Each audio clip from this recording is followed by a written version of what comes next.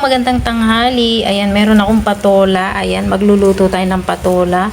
Meron akong isang itlog. Tsaka itong susuntan. Di ko alam kung anong tawag dito. Ayan, i-comment down below nyo na lang kung anong tawag po dyan. Ayan, samahan nyo po ako. Magluluto ako ng patola. Ito ang ating ulam ngayong tanghali. Ito na nga ang ating patola. Ayan, na-slice ko na po yung ating patola.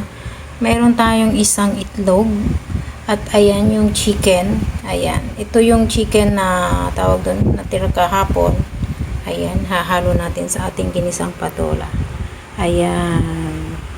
Umpisahan na natin. Na yung garlic. Tanggalin natin.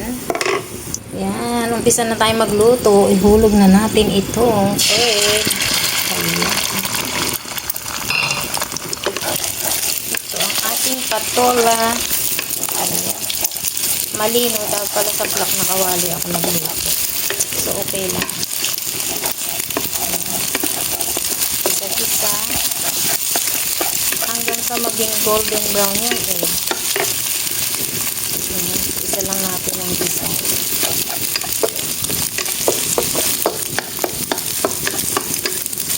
Ayan, hintay natin.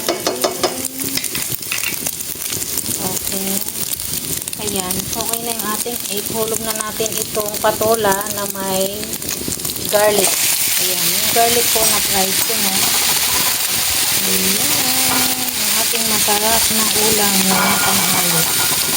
Sa totoo lang po, yung niluluto kong gulay, ako lang po mag-isa talaga kumakain dahil dalawa lang kami ni Lola. Ayan, o diba? Tapos, hulog na natin itong chicken. Ayan.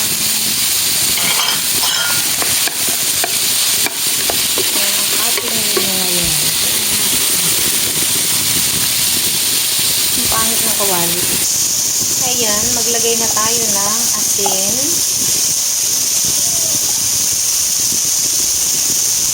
Asin. Ayan. Tapos a little bit of water. Ayan.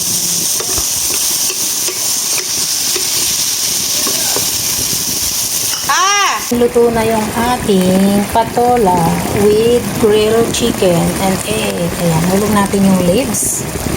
Ayan, comment down below nyo na lang. Comment down below kung ano po yung leaves na yun. Hindi ko alam. Basta sa Taiwan lang siya makikita. Napakabangong dahon. At ayan, luto na nga po ang ating patola with grilled chicken and egg. Ayan, napakasarap. Kumukulo-kulo pa. Luto na po. Ayan yung chicken. I-slice natin ng maliliit. At yung itong leaves na hindi ko alam kung ano.